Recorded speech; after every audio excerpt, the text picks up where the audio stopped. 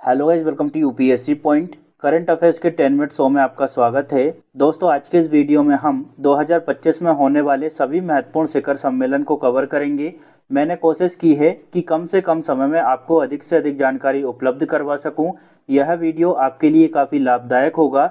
तो चलिए शुरू करते हैं। सबसे पहला और महत्वपूर्ण शिखर सम्मेलन है दोस्तों G20 शिखर सम्मेलन। इसका आयोजन दक्षिण अफ्रीका के जोहान्सबर्ग में किया गया था और यह सम्मेलन चला था 22 से लेकर 23 नवंबर के बीच में। इस दौरान थीम रही एकजुटता, समानता और स्थिरता। भारत का नेतृत्व प्रधानमंत्री नरेंद्र मोदी जी ने किया। 2026 में G20 शिखर सम्मेलन का आयोजन यूएसए में किया जाएगा। 2025 वाला कहाँ पर हुआ है?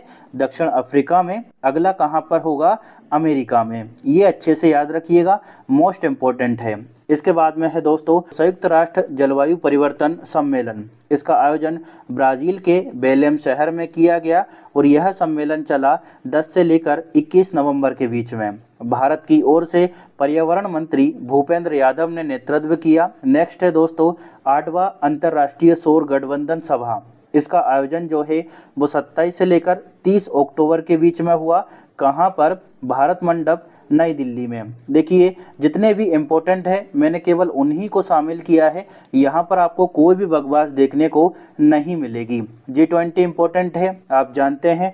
COP30 इम्पोर्टेंट है। इसके बाद अंतर्राष्ट्रीय सौर गठबंधन, ये मोस्ट इम्पोर्टेंट है। इसका आयोजन कहाँ पर हुआ? नई दिल्ली में। अध्यक्षता किसके द्वारा की गई? तो नवीकरणीय ऊर्जा मंत्री प्रहलाद जोशी ने इसकी अध्यक्षता की। इसको अच्छे से याद रखना है।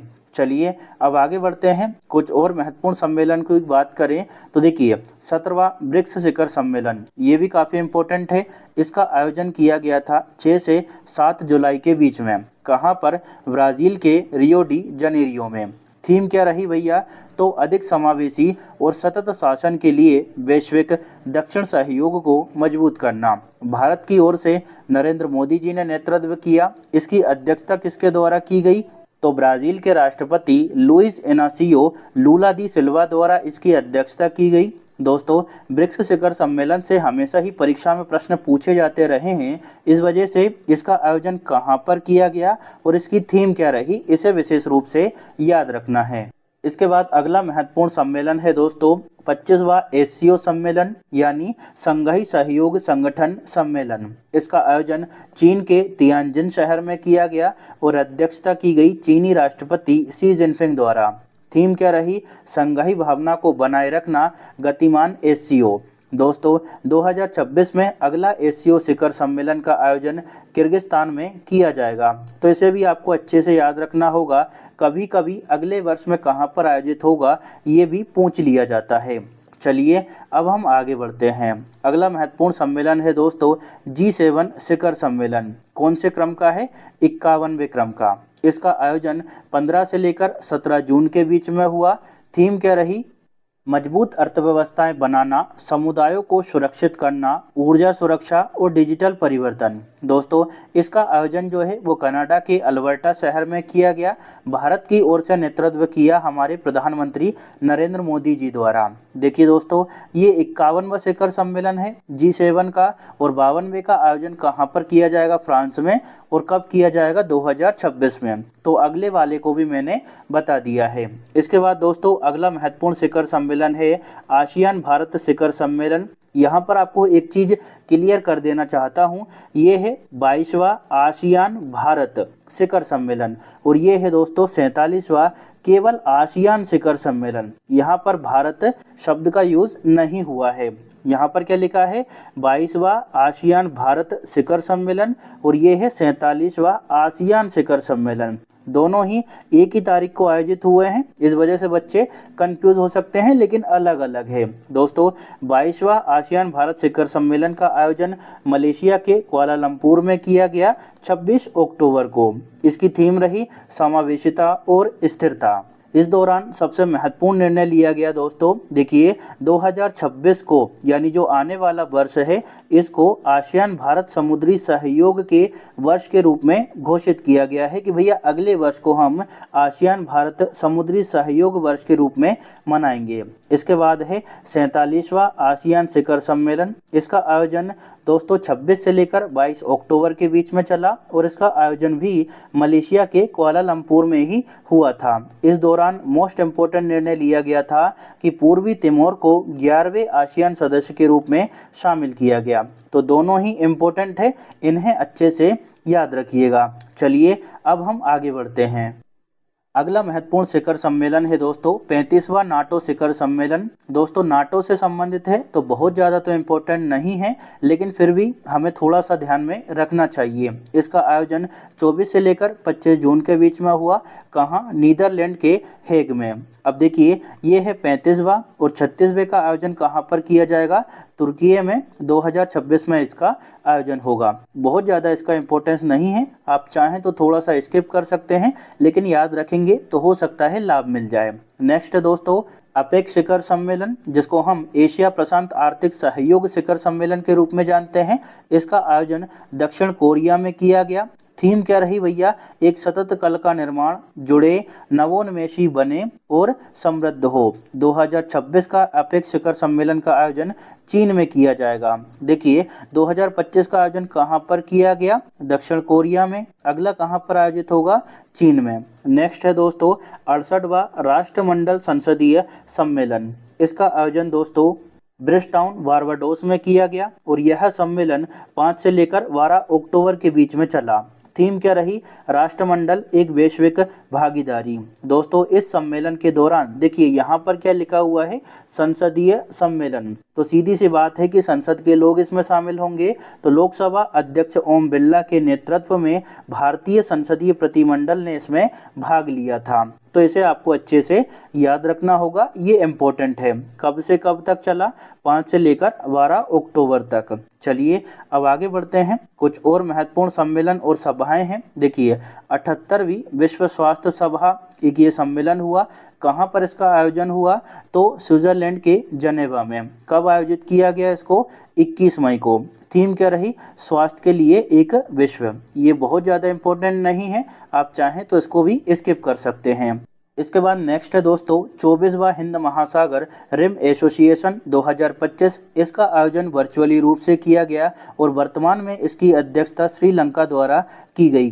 थीम क्या रही? भविष्य की पीढ़ी के लिए टिकाऊ हिंद महासागर। देखिए ये हिंद महासागर से संबंधित है, इस वजह से थोड़ा सा आप अगर माइंड में रखेंगे तो आपको लाभ हो सकता है। नेक्स्ट मोस्ट इम्पोर्टेंट है दोस्तों, क्योंकि इसका आयोजन भारत में ही किया गया है। नाम क्या है? अंतर्राष्ट्रीय हरित हाइड्रोजन सम्मेलन। इसका आयोजन भारत मंडप नई दिल्ली में किया गया। यह सम्मेलन 11 से लेकर 12 नवंबर तक चला। इसका आयोजक कौन रहा? तो नवीन और नवीकरणीय ऊर्जा मंत्रालय द्वारा इस सम्मेलन को आयोजित किया गया था।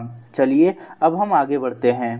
शिखर सम्मेलनों की श्रृंखला में अगला महत्वपूर्ण है दोस्तों अपना AI एक्शन शिखर सम्मेलन। इसका आयोजन 10 से लेकर 11 फरवरी तक हुआ और यह जो है वो फ्रांस के पेरिस में आयोजित किया गया। इसकी अध्यक्षता किसी एक व्यक्ति द्वारा नहीं की गई, इसकी सह अध्यक्षता हुई फ्रांसीसी राष्ट्रपति इमैनुअल मैक्रोन और भारतीय प्रधानमंत्री नरेंद्र मोदी ने इसकी अध्यक्षता की। विषय क्या रहा? सार्वजनिक सेवा AI, कार्य का भविष्य, नवाचार और संस्कृति, AI में विश्वास और AI का वैश्विक शासन। नेक्स्ट है दोस्तों अपना विश्व आर्थिक मंच की 55वीं वार्षिक बैठक। इसका आयोजन स्विट्जरलैंड के दावोस में किया गया और यह जो बैठक है वो 20 से लेकर 24 जनवरी तक चली। थीम क्या रही? बुद्धिमान युग के लिए सहयोग। इसके बाद है 9वीं क्वाड विदेश मंत्रियों की बैठक। इसका आयोजन दोस्तों 21 जनवरी 2025 को हुआ।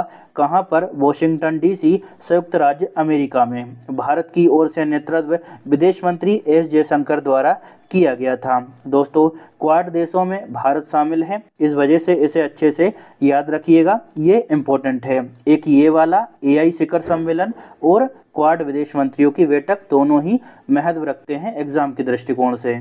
दोस्तों शिखर सम्मेलनों की श्रृंखला में अब हम उनकी बात कर लेते हैं जिनका आयोजन भारत में किया गया।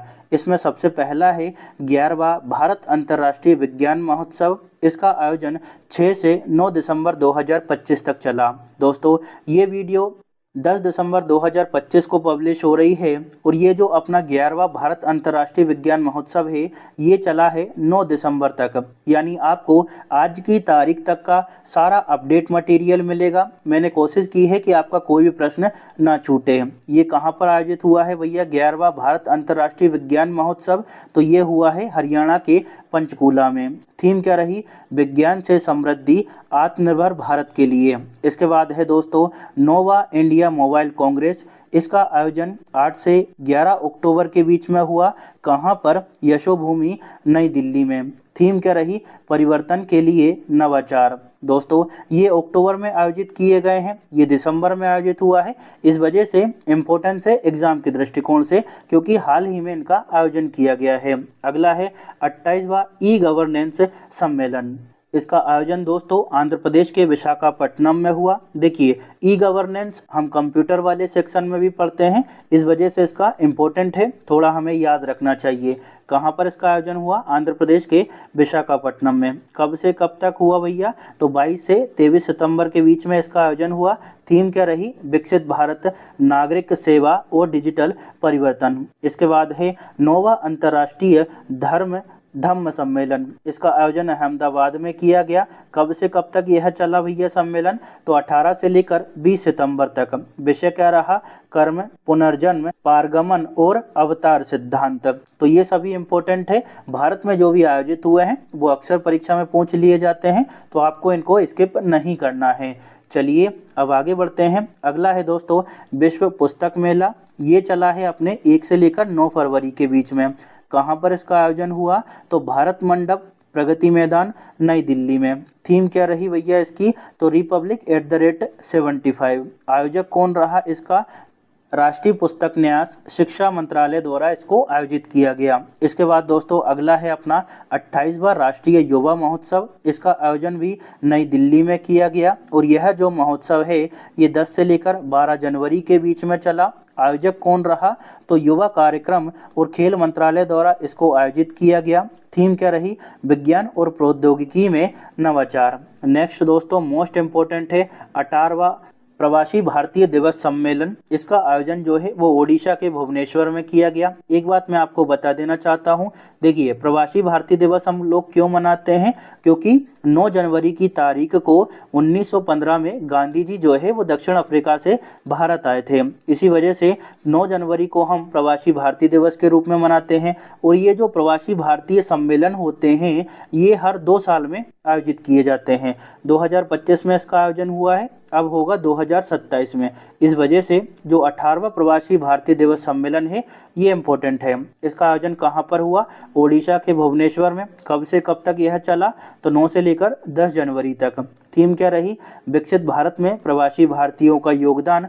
मुख्य अतिथि कौन रहे?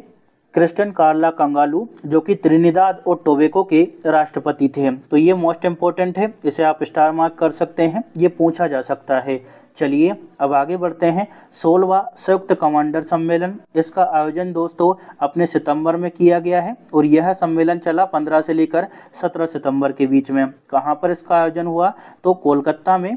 थीम क्या रही? सुधारों का वर्ष, भविष्य के लिए परिवर्तन। इसके बाद अगला है 10वां रायसीना डायलॉग। इसका आयोजन नई दिल्ली में हुआ और यह 17 से लेकर 19 मार्च तक चला। मुख्य अतिथि कौन रहे? तो न्यूजीलैंड के प्रधानमंत्री क्रिस्टोफर लक्सन इसके मुख्य अतिथि रहे। विषय क्या रहा? कालचक्र, लोग, शांति और ग्रह। इसके बाद मोस्ट इम्पोर्टेंट है दोस्तों अपना जल स्थिरता सम्मेलन। इसका आयोजन भी नई दिल्ली में किया गया। कब इसका आयोजन हुआ? 12 मार्च को। मुख्य विषय क्या रहा, यानी इसकी थीम क्या रही? तो औद्योगिक क्षेत्र में जल उपयोग दक्षता, 4R सिद्धांत और सम्मान। थीम को अच्छे से याद रखिएगा, हो सकता है पूछ ली जाए। 4R की अगर हम बात करें तो इसका मतलब है रिड्यूस, रीयूज, रिसाइकल और रिचार्ज। इसके बाद अगला है दोस्तों 6वां ग्लोबल फिनटेक फेस्ट। इसका आयोजन अक्टूबर में किया गया। अब अक्टूबर में आयोजित हुआ है, इस वजह से आने वाली परीक्षाओं की दृष्टि से ये महत्वपूर्ण हो जाता है, क्योंकि एग्जामिनर की यहाँ पर नज़र होती है। 7 से लेकर 9 अक्टूबर तक यह चला। आयोजन कहाँ पर किया गया? तो जियो वर्ल्ड सेंटर मुंबई में इसका आयोजन हुआ। थीम क्या रही? AI द्वारा संचालित एक बेहतर दुनिया के लिए वित्त का सशक्तिकरण। तो यहाँ पर हमारे 2025 के महत्वपूर्ण शिखर सम्मेलन खत्म होते हैं। दोस्तों, भारत में जो भी हुए हैं उन्हें मैंने पहले ही अलग कर दिया है ताकि आप उन्हें आसानी से याद कर सकें। इसका जो PDF है आपको रेटाई एप्लीकेशन और टेलीग्राम दोनों जगह पर मिल जाएगा। आप चाहें तो वहाँ से डाउनलोड कर सकते हैं, लेकिन फिर भी यही कहूँगा कि वीडियो देखकर आप जल्दी रिवाइज करेंगे, PDF को पढ़ने में आपको समय लगेगा। दोस्तों, अगर आपको वीडियो अच्छी लगी हो तो लाइक, शेयर और सब्सक्राइब जरूर करें, साथ ही कमेंट करके ज़रूर बताएं। Thank you.